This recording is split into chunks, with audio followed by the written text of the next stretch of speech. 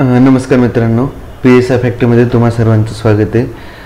तर येणारी जी कंबाईन पूर्व परीक्षा आहे 2024ची, आता लोकसभेच्या निवडणुकीमुळे बऱ्याच परीक्षा पुढे ढकलण्यात आलेल्या आहे. मग त्यात राज्यसेवा घ्या किंवा कंबाईन पूर्व परीक्षा घ्या, तर त्या पुढे ढकलण्यात आल्यामुळे आपण हे ना एक 19 days 19 hours एक स्ट्रॅटेजी चालू केली. तसा मी काही शिक्षक नाही, मी फक्त एक जस्ट अभ्यास करत होतो. PSI पूर्व मुख्य 2 वेळा दिलेले आहेत, पण त्या अनुषंगाने मला वाटत होतं की कुठेतरी आपल्या अभ्यासाचा वाटा विद्यार्थ्यांपर्यंत पोचावा. याच दृष्टीने मी की इकडं थोडंसं मेंटॉरशिप आणि लेक्चर घ्यायला चालू केलेलं आहे सध्या. तर म्हणजे विद्यार्थ्यांना आहे ना जास्तीत जास्त योग्य मार्गदर्शन आपल्याकडून कसं देता येईल याच्यावर मी काम करायला आता सुरुवात केली मित्रांनो. तर आज आपण जो बघणार आहोत ना राज्यशास्त्रामधला राज्यघटनेतला पहिलं चॅप्टर जे घटना निर्मिती, तर हे खूप जास्त महत्त्वाचं आहे, बरोबर आहे. कारण दरवर्षी ह्या टॉपिकवर आहे ना 1 किंवा 2 प्रश्न विचारण्यात येतो, म्हणजे येतो काही वेळा 2-2ही प्रश्न विचारण्यात आले घटना निर्मितीवर. तर आपण सुरुवात करूया की इथं मी तुम्हाला दाखवू शकतो की संयुक्त पूर्व परीक्षा 2022 मध्ये घटना निर्मितीवर प्रश्न आला होता की मसुदा समितीचे खालीलपैकी कोण सदस्य होते. म्हणजे आता आपल्या घटना निर्मितीमध्ये आहे ना की काय बघायचे की वेगवेगळ्या ज्या समित्या होत्या, म्हणजे संविधान सभा होती ना, की संविधान निर्मितीसाठी ज्या वेगवेगळ्या समित्या, वेगवेगळ्या ज्या सभेंची मागणी करण्यात आली होती ना, या सगळ्या गोष्टी आपल्याला ह्या चॅप्टरमध्ये बघायचं आहे. तर एक 2022ला जो प्रश्न होता ना की मसुदा समिती, कारण मसुदा समितीला दरवर्षी एक ना एक प्रश्न येतच असतो मित्रांनो. फक्त काय झालं होतं की प्रत्येक वेळा अध्यक्ष विचारण्यात येतो, यावेळी सदस्य विचारण्यात आले. तर जवळपास मसुदा समितीमध्ये किती सदस्य होते, तर 7 सदस्य होते, बरोबर आहे. तर मग त्यात आपण पुढे बघणार आहोत की त्याचं उत्तर काय आहे. कदाचित त्याचं उत्तर आहे 3 आहे, ते मी तुम्हाला पुढे एक्सप्लेन करणार आहोत. तसंच संयुक्त पूर्व परीक्षा 2021 मध्ये पण एक प्रश्न विचारण्यात आला होता की राज्य घटना निर्मितीची जबाबदारी व कार्य पार पाडण्यासाठी, बरोबर आहे, म्हणजे जी राज्य घटना निर्मिती आहे ना त्याची जबाबदारी आणि कार्य पार पाडण्यासाठी घटना समितीने विविध समित्या स्थापन केल्या. आला का प्रश्न? इथं मसुदा समिती आणि इथं विविध समित्या, म्हणजे आणि जास्तीत जास्त प्रश्न फक्त समित्यांवर विचारण्यात येतो मित्रांनो. जरी पहिलं चॅप्टर बघायला ना 5 पानांचं असेल ना, तर आपल्याला जी 2 पानं आहेत ना जी खूप जास्त महत्वाची, आपण काय म्हणतो नाही का, ती क्वालिटीचा अभ्यास करायचा. म्हणजे लेस बट स्वीट असं काहीतरी जे म्हणता ना की तुम्हाला ती म्हण सांगता आली नाही. स्मॉल बट स्वीट, छोटंसं पण उत्कृष्ट कार्य, म्हणजे उत्कृष्ट काम आपण करायचं. आणि त्यात आपण छोट्या छोट्या स्ट्रिक इथं बघणार आहोत ज्या तुम्हाला परीक्षेच्या दृष्टीने जास्तीत जास्त मार्क देऊन जातील. तर हा तसाच प्रश्न होता की कार्यपद्धती नियमन समितीचे अध्यक्ष म्हणून कोणी काम केलेले, बरोबर. म्हणजे जे विविध समित्या केल्या ना त्यात जी 7वी समिती होती ना कार्यपद्धती, तर तिचा अध्यक्ष म्हणून राजेंद्र प्रसाद यांनी काम केले होतं. तर ते आपण पुढे बघणार आहोत. तर चला सुरुवात करूया मित्रांनो की सर्वात पहिले भारताला स्वतःची आपली जी म्हणतात ना की घटना पाहिजे होती, बरोबर आहे. तर मग त्यासाठी वेगवेगळ्या नेत्यांनी आहे ना संविधान सभेची आपली मागणी करायला चालू केली होती. कारण जवळपास इंग्रजांचं राज्य संपण्याचंच मार्गावर होतं, पण तीच मागणी आपल्याला इंग्रजांकडे करायची होती. म्हणजे भारताला स्वतःची एक घटना असावी, याची सगळ्यात पहिले मागणी केली होती महात्मा गांधीजींनी. कोणी केली होती? महात्मा गांधीजींनी, बरोबर, 1922 वर्षी. पण ती मागणी त्यांनी संविधान सभा हा शब्द न उच्चारता केलेली होती. की म्हणजे त्यांनी कदाचित मागणी केली असेल ब्रिटिशांकडे की आम्हाला स्वतःचं स्वातंत्र्य मिळावं आणि त्यासाठी आम्हाला एक स्वतःची घटना तयार करायची, त्यासाठी आम्हाला एक सभा तयार करायची जी स्वतःची घटना करू शकते, बरोबर. पण त्यांनी संविधान सभा हा शब्द वापरला नव्हता. पण तीही मागणी ब्रिटिशांनी फेटाळून लावली होती. 1934 मध्ये आहे ना मानवेंद्रनाथ रॉय यांनी आपली संविधान सभेची मागणी केली होती, बरोबर.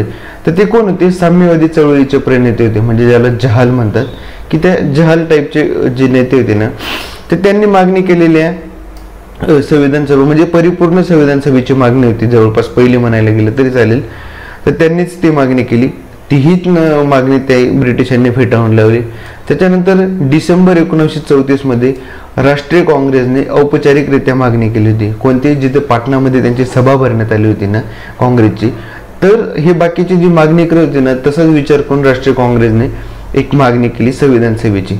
तेही ब्रिटिशांनी फेटाळून लावलं होतं. त्याच्यानंतर 1938 मध्ये जवाहरलाल नेहरू यांनी प्रौढ, इथे शब्द चुकले मित्रांनो त्याबद्दल क्षमा, पौढ मतदानाद्वारे निवडण्यात आलेल्या संविधान सभा, म्हणजे जे पौढ मतदान होते ना, जी थोडीशी किचकट प्रोसेस होती मतदानाची, की त्याद्वारे निवडण्यात आलेल्या म्हणजे सभेद्वारे त्यांना संविधान सभेची मागणी हवी होती, बरोबर आहे. ती पण मागणी झाली नाही. तर 1940ला लॉर्ड लिनलिथगो, म्हणजे हे ब्रिटिशांचाच एक व्हाईसरॉय होता, त्यांनी स्वतः आपल्याकडे ऑगस्ट ऑफर घेऊन आले होते. म्हणजे काय होतं की 1939ला जेव्हा युद्ध चालू झालं ना, तर ब्रिटिशांना त्यांचा पराभवाचे आता पूर्ण जे किरण दिसायला लागली होती की त्यांचा पराभव होणार होता, आणि त्याच वेळेला आपले वेगवेगळे नेते संविधान सभेची मागणी करत होती. मग त्यावेळेला लॉर्ड लिनलिथगो यांनी ऑगस्टमध्ये जे वेगवेगळे नेते होते ना, की त्यांना संविधान सभेविषयी एक म्हणजे मागणी त्यांनी ऍक्सेप्ट केली. और ते म्हटले की भारतीयांनी भारताची घटना स्वतः तयार करावी, म्हणजे एक अंशतः मागणी होती, ज्यात ब्रिटिशांचं चालढकलच चालू होती की ती कदाचित हो किंवा नाही असं चालू होतं. पण तोही प्लॅन तिथं ब्रिटिशांनी परत कॅन्सल केला होता. आणि जेव्हा 1942 मध्ये सर स्टेफर्ड क्रिप्स, ज्याला क्रिस्प कमिशन म्हणताना, जेव्हा क्रिस्प कमिशन भारतात आलं ना, की त्यांनी एक तरतूद मांडली होती की भारताची घटना पूर्णतः भारतीयांनीच तयार करावी. आणि कदाचित त्याच क्रिस्प मिशनच्या म्हणजे कमिशन पासून आहे ना भारतात पुढे संविधान सभा तयार करायला सुरुवात झाली होती. मग 1946ला कॅबिनेट मिशन आलं होतं, जे त्याला त्रिमंत्री योजना म्हटली जाते, बरोबर आहे.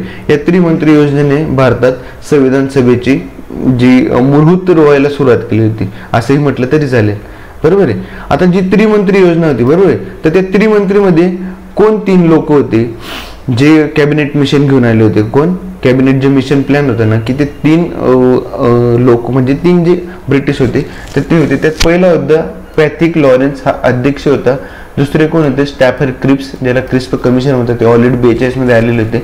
आणि त्यानंतर होते की एव्ही अलेक्झांडर. समजा तुम्हाला उद्या प्रश्न विचारणार की त्रिमंत्री योजनेमधली 3 ब्रिटिश कोण होते, तर तुम्हाला हे उत्तर देता आलं पाहिजे, बरोबर. आणि तरतुदी बघायला गेलं ना त्रिमंत्री योजनेचं, तर काय होता की घटना निर्मितीची तरतूद होती, की जी मी म्हटलं ना की 42 मध्ये क्रिस्प मिशनने मांडली होती की भारताची घटना पूर्णतः भारतीयांनी करावी. तर तीच तरतूद होती की घटने निर्मितीची तरतूद. ऑल इंडिया फेडरेशनची तरतूद होती. आणि तिसरं होतं की इंटरिम गव्हर्नमेंटची स्थापना, म्हणजे स्वतःच गव्हर्नमेंट स्थापन करायची हे केली होती योजनेत त्यांनी तरतूद. ती 1946 नुसार होती, सप्टेंबरच्या, बरोबर आहे. तर पुढे बघा मित्रांनो की ह्या ज्या आता संविधान सभेनुसार आहे ना, की निवडणुकीत टोटल 389 सदस्यांची एक लिस्ट बनवण्यात आली होती. त्यामध्ये 292 जी सदस्य होती ही ब्रिटिश प्रांताकडून लढणारी होती. आणि त्यात 4 म्हणजे जे 200 टोटल 96 होती ना, हा ब्रिटिश प्रांत होता, ब्रिटिश भारत बी म्हटलं तरी चालेल. तर त्यामध्ये 292 ब्रिटिश प्रांताकडून लढणार होती आणि 4 चीफ कमिशनर प्रांताकडून, बरोबर आहे. आणि त्यात 93 होते ना की ते भारतीय संस्थानिकांच्या जागेतून लढणारे होते, बरोबर आहे. तर हे पण तुम्ही थोडंसं एक लक्षात ठेवू शकता. याच्यावर पहिले 17-18च्या आधी प्रश्न विचारण्यात येत होते, आता सध्या एवढे प्रश्न याच्यावर विचारण्यात येत नाही मित्रांनो. तर बघूया की आणि ह्याच संविधान सभेनुसार म्हणजे जी योजना होती ना त्यानुसार की तरतुदी कोणत्या होत्या, बरोबर आहे. की आता जे आपण इथे निवडणूक बघितली की 389 सदस्य वगैरे होते, की त्याच्यानंतर तरतुदी काय काय मांडण्यात आल्या होत्या की संविधान सभेचे सदस्यांची निवडणूक प्रत्यक्षपणे पौढ मतदानाच्या आधारे न घेता एकलमत संक्रमण पद्धतीद्वारे करावी, बरोबर आहे. म्हणजे जी पौढ मतदान पद्धत होती ना की ही थोडीशी म्हणजे की काय म्हणतात ना की लांब पद्धतीने चालू होती, जास्त वेळाने, त्यामुळे ती एकलमत पद्धतीने करावी असं बऱ्याच सदस्यांचं म्हणण्यात होतं. त्यानंतर 10 लाख लोकसंख्येमागे एक सदस्य असावा. म्हणजे आता समजून घ्या की एखाद्या जिल्ह्याची संख्या 10 लाख आहे आणि आपल्याला तिथं आमदार आता उभा करायचा असेल, तर आपण काय करतो की त्या एरियाची लोकसंख्या किती आहे तर त्या लोकसंख्येनुसार आपण एक सदस्य तिथे नेमणूक करत असतो. तसं 10 लाख लोकसंख्येमागे एक सदस्य असावा. आणि सर्व समुदायांना प्रतिनिधित्व मिळावं. इथं चुकले थोडे, ते पण समजून नाही मिळत ना. प्रतिनिधित्व यासाठी 3 गटात विभाजन करण्यात आलं होतं, बरोबर आहे. आता सर्व समुदाय जसं आता म्हणताना की राखीव गट किंवा महिला गट यात वेगवेगळे जसं विभाजन करण्यात येतं ना, तसं पहिलं होतं की शीख, मुस्लिम आणि साधारण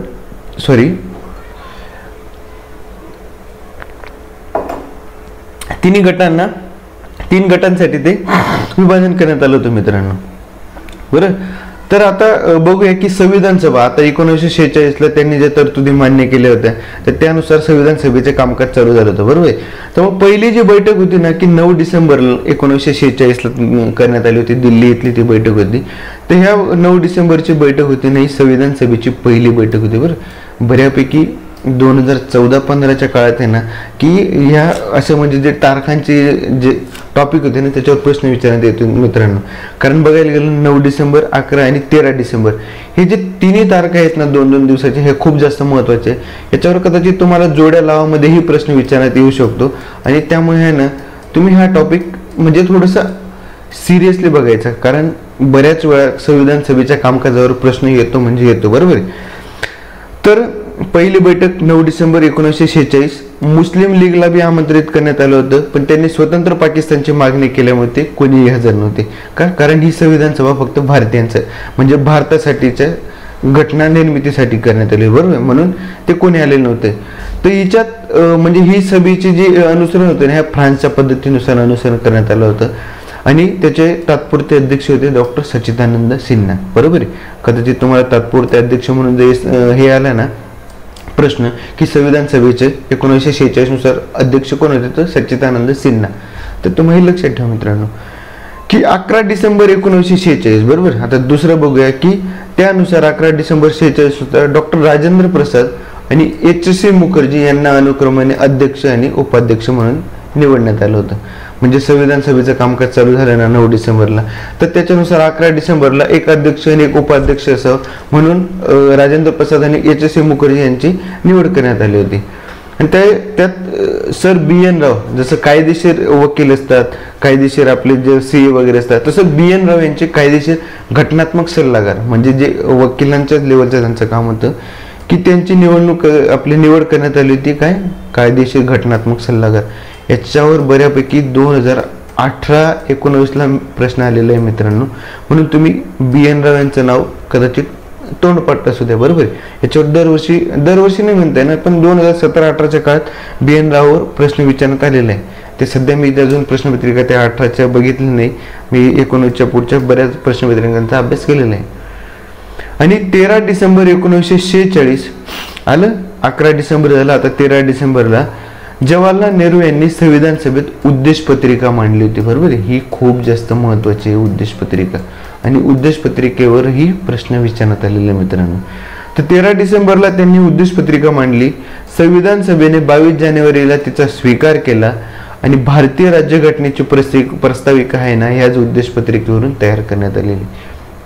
तर हे तिन्ही पॉईंट खूप जास्त महत्वाचे मित्रांनो की संविधान सभेचे 13 डिसेंबर 1946 नुसार की तुम्ही सत्य म्हणजे सत्य आपलं काय म्हणतात ना सत्य विधान ओळखा, बरोबर आहे.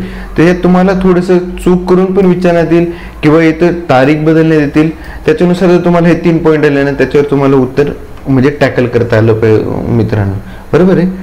तर पुढे बघूया की जे 1946 नुसार आपलं संविधान सभेची निर्मिती झाली होती ना त्यात थोडंसं 1947चा जो कायदा होता ना भारतीय स्वातंत्र्याचा त्याच्यात थोडेसे बदल करण्यात आले होते आणि ते बदल माउंट बॅटन योजनेनुसार करण्यात आलेले होते, बरोबर आहे. तर माउंट बॅटन योजनेच्या आधारावर 5 जुलै 1947ला ब्रिटिश पार्लमेंटने भारतीय स्वातंत्र्याचा कायदा केला होता 1947. कोणाच्या योजनेच्या आधारावर तर माउंट बॅटन यांच्या योजनेच्या आधारावर भारतीय स्वातंत्र्याचा कायदा 1947 5 जुलै 1947ला करण्यात आला आणि त्यानुसार संविधान सभेला मान्यता मिळाली होती, बरोबर. आता भारतीय स्वातंत्र्याचा जो कायदा होता ना त्यानुसार संविधान सभेत 3 बदल करण्यात आले होते, बरोबर. पहिला बदल होता की संविधान सभेला पूर्ण सार्वभौम बनवते म्हणजे संविधान सभेला स्वतःचे सगळे निर्णय स्वतः घेण्यात येते, यात ब्रिटिशांचा काहीही हात नसणार आहे, बरोबर. त्यामुळे संविधान सभेला आपल्या मर्जीपणे घटना तयार करता येणार होते, बरोबर. संविधान सभेला कायदे मंडळाने दर्जा प्राप्त झाला होता म्हणजे स्वतंत्र भारतासाठी घटना निर्मिती आणि देशासाठी कायदे करणे ही 2 कामे संविधान सभा करू शकणार होती, बरोबर. कदाचित तुम्हाला प्रश्न आला ना की 1947 भारतीय स्वातंत्र्याचा कायदा 1947 नुसार संविधान सभेला कायदे मंडळाचा दर्जा प्राप्त होणं म्हणजे नेमकी कोणती कामं संविधान सभा करू शकत होती तर त्याच तुम्हाला टॅकल करता आलं पाहिजे मित्रांनो की भारतासाठी घटना निर्मिती आणि देशासाठी कायदा करणं, बरोबर आहे. तर त्यात अजून टॉपिक होते की संविधान सभेची बैठक जेव्हा घटना निर्मितीच्या कामासाठी होत असे, म्हणजे आता समजून घ्या की ही 1947 संविधान सभेची बैठक व्हायला लागली, तर त्या कामासाठी कोण अध्यक्ष असणार होते की डॉक्टर राजेंद्र प्रसाद, बरोबर आहे, तेच कार्य करत होते. म्हणजे जेव्हा जेव्हा बैठक भरायची तेव्हा अध्यक्ष राजेंद्र प्रसाद अध्यक्षपद बसवायचे. कायदे करण्याच्या कार्यामुळे संविधान सभा हीच भारताची पहिली कायदे मंडळ ठरली, बरोबर. म्हणजे कायदे करण्याच्या काळामुळे संविधान सभा ही कायदे मंडळ ठरलं. आणि त्याचे अध्यक्ष असायचे जी.व्ही. मावळणकर. म्हणजे जी पहिली कायदे मंडळ हे कोण आहे, घटना निर्मितीच्या कामासाठी संविधान सभेचे अध्यक्ष राजेंद्र प्रसाद आणि कायदे करण्याच्या कार्यामुळे संविधान सभा भारताची पहिली कायदे मंडळ बनली. आणि त्या कायदे मंडळाचे अध्यक्ष असायचे जी.व्ही. मावळणकर. यांची निवड केव्हा करण्यात आली, 17 नोव्हेंबर 1947 ला, बरोबर आहे. आणि मग आता ही जी कामं होती ना पहिले की ही कायदे मंडळ वगैरे, तर ही जवळपास 26 नोव्हेंबर 1949 पर्यंत चाललेली होती, बरोबर. जोपर्यंत आपण संविधान सभेची पूर्ण हे ऍक्सेप्ट केली नव्हती. 26 नोव्हेंबर 1949 ला आपण आपली संविधान सभा ऍक्सेप्ट केलेली, बरोबर. तर 26 जानेवारी 1950 ते मार्च 1952 या काळात संविधान सभेने केवळ तात्पुरती संसद म्हणून ही कार्य केलेली. म्हणजे संविधान सभा म्हणजे आपली संसद होती, बरोबर. यांनी एक कार्य केलं होतं, कोणतं की तात्पुरती संसद म्हणून. तर संविधान सभेची अजून काही इतर कामं होती ना की आता जे वेगवेगळे बदल घडायला लागले होते स्वातंत्र्याच्या कायद्यानुसार, आपण जसं बघितलं की घटना निर्मिती, अध्यक्षपद वगैरे बसवणे, तात्पुरती संसद, त्या दृष्टीने आपण आपल्या भारत देशाच्या काही काही गोष्टी बदलत होतो. तर मे 1949 मध्ये संविधान सभेने भारताच्या राष्ट्रकुलाच्या सदस्यत्वाला अनुमोदन दिलं होतं. म्हणजे आपलं जे राष्ट्रकुल आहे ना त्याच्या सदस्याला, बरोबर. त्यानुसार 22 जुलै 1947 ला सभेने भारतीय राष्ट्रीय ध्वज स्वीकृत केला होता. आपला जो तिरंगा होता ना तो 1947 ला कोणी आपल्या संविधान सभेने स्वीकृत केला होता. त्याचं डिझाईन आहे ना पिंगली व्यंकय्या यांनी तयार केले होते, आंध्र प्रदेशचे रहिवासी होते, बरोबर आहे. त्यानुसार 24 जानेवारी 1950 रोजी सभेने भारताचे राष्ट्रगीत व राष्ट्रगान स्वीकृत केले होते, बरोबर की 1950 ला संविधान सभेने भारताचे राष्ट्रगीत आणि राष्ट्रगान स्वीकृत केले. त्यानुसार 24 जानेवारी 1950 रोजी, म्हणजे हा जो तिसरा पॉईंट आहे ना तो तिसरा पॉईंट बरोबर तो आहे की संविधान सभेने शेवटच्या बैठकीत 26 जानेवारी नाही तो तिसरा पॉईंट कदाचित आपण राहिलाय वाटतं एक, जे ती पाकिस्तान जे होते ना, एक मिनिट तो कदाचित माझ्याकडून तो पॉईंट सेव्ह झालेला नाही, कारण जो तिसरा पॉईंट होता ना पाकिस्तान तिथून गायब झालं होतं, म्हणून आपण ते सदस्यांना थोडी चेंज झाली होती, बघूया ते नंतर बघू. की 24 जानेवारी 1950 रोजी संविधान सभेने शेवटच्या बैठकीत 26 जानेवारी पासून लोकसभेच्या निवडणुका होईपर्यंत संविधान सभेला तात्पुरती संसद, आपण बघितलं ना की जे तात्पुरती संसद होते ना 26 जानेवारी 50 ते 52च्या काळात कार्य करणार होती. तर ते काय होते, लोकसभेच्या जोपर्यंत निवडणुका होत नाही ना तोपर्यंत संविधान सभा तात्पुरती संसद म्हणून कार्य करणार होते, बरोबर आहे. आणि निवडणूक होईपर्यंत भारतीय गणराज्याचे पहिले राष्ट्रपती म्हणून राजेंद्र प्रसाद यांचीच नेमणूक करण्यात आली होती. म्हणजे जोपर्यंत निवडणुका होत नव्हत्या की त्या 50च्या दशकातल्या, तोपर्यंत राष्ट्रपती म्हणून राजेंद्र प्रसाद आणि संविधान सभा ही आपली तात्पुरती संसद म्हणून कार्य करणार होते मित्रांनो. तर संविधान सभेच्या वेगवेगळ्या समित्या बघूया, हा खूप जास्त महत्त्वाचा चॅप्टर आहे, आपलं पॉईंट आहे. आणि हे जे म्हणतो मी सांगतोय ना मित्रांनो की ह्या 8 समित्या आपल्या तोंडपाठ असाव्या, म्हणजे असाव्या. जसं मी तुम्हाला म्हटलं ना 2022 आणि 2021 ला दोन्ही वेळा समित्यांवर प्रश्न विचारण्यात आला आणि ह्या समित्या तुमच्या पाठ असाव्या, म्हणजे असाव्याच मित्रांनो. बघूया की मसुदा समिती यांचे अध्यक्ष कोण होते, डॉक्टर बाबासाहेब आंबेडकर. संघराज्य अधिकार समितीचे अध्यक्ष होते जवाहरलाल नेहरू. संघराज्य घटना समितीचे अध्यक्ष होते जवाहरलाल नेहरू. प्रांतिक घटना समितीचे अध्यक्ष होते वल्लभभाई पटेल. मूलभूत हक्क व अल्पसंख्याक विषयी सल्लागार समितीचे अध्यक्ष होते वल्लभभाई पटेल. कार्यपद्धती व नियमन समितीचे अध्यक्ष होते डॉक्टर राजेंद्र प्रसाद. राज्यांच्या चर्चेची समितीचे अध्यक्ष होते जवाहरलाल नेहरू आणि सुकाणू समितीचे होते डॉक्टर के.एम. मुन्शी. तर आपण मागे बघितलं मित्रांनो की कार्यपद्धती नियमन समितीवर एक प्रश्न विचारण्यात आलेला होता, बरोबर आहे. आणि मसुदा समितीचे हे कोणी अध्यक्ष डॉक्टर बाबासाहेब आंबेडकर आणि सदस्य कोणी ते बघणार आपण. तर ह्या टोटल 8 समित्या तुमच्या तोंडपाठ असाव्या. आणि यामध्ये जी मूलभूत हक्क व अल्पसंख्याक समिती आहे ना की तिच्या 2 उपसमिती होत्या, कोणकोणत्या, मूलभूत हक्क समिती आणि अल्पसंख्याक समिती एकीचे होते JB कृपलानी आणि HC मुखर्जी, बरोबर. हे तुम्ही केव्हाही बघून थोडंसं पाठ करू शकता मित्रांनो रिवाइज करताना. तर आता आपण प्रश्न बघूया की राज्य घटना निर्मितीची जबाबदारी व कार्य पार पाडण्यासाठी घटना समितीने विविध समिती स्थापन केले. त्यामध्ये कोणती होती की कार्यपद्धती नियम समिती. कोणती? कार्यपद्धती नियम समिती. कोणी त्याचे अध्यक्ष? डॉक्टर राजेंद्र प्रसाद. आलं का उत्तर? झालं का टिक मित्रांनो? म्हणून सोप्या सोप्या गोष्टीवर आपण जास्तीत जास्त फोकस करायचा. हा संयुक्त पूर्व परीक्षा 2000 म्हणजे कंबाईंड 2021चा प्रश्न आहे मित्रांनो हा.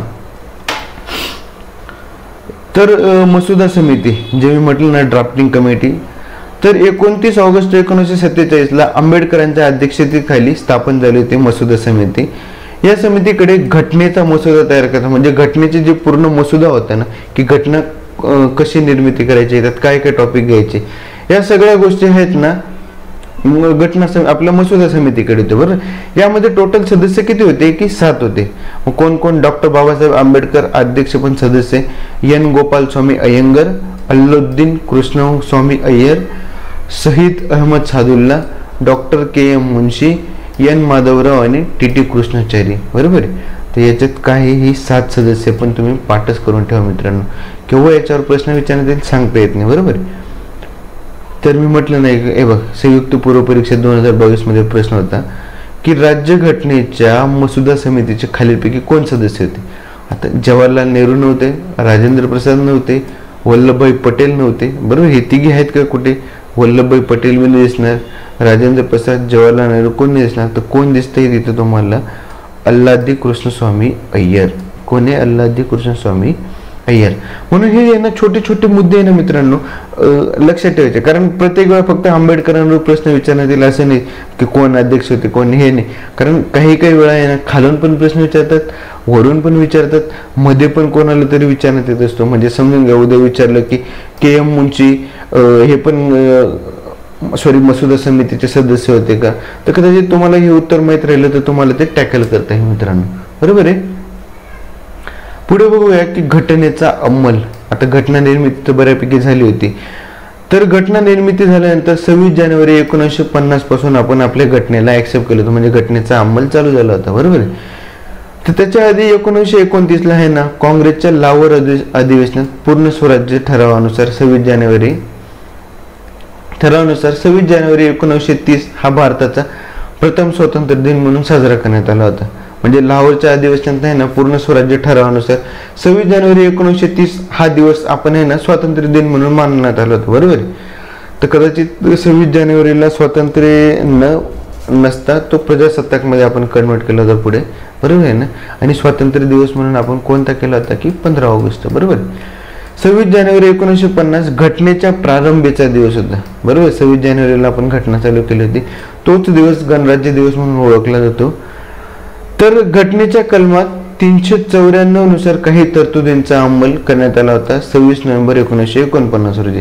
म्हणजे काही गोष्टी 26 जानेवारी 50 नुसार करण्यात आल्या आणि काही गोष्टींचा अंमल 26 नोव्हेंबर 1949 नुसार करण्यात आला होता.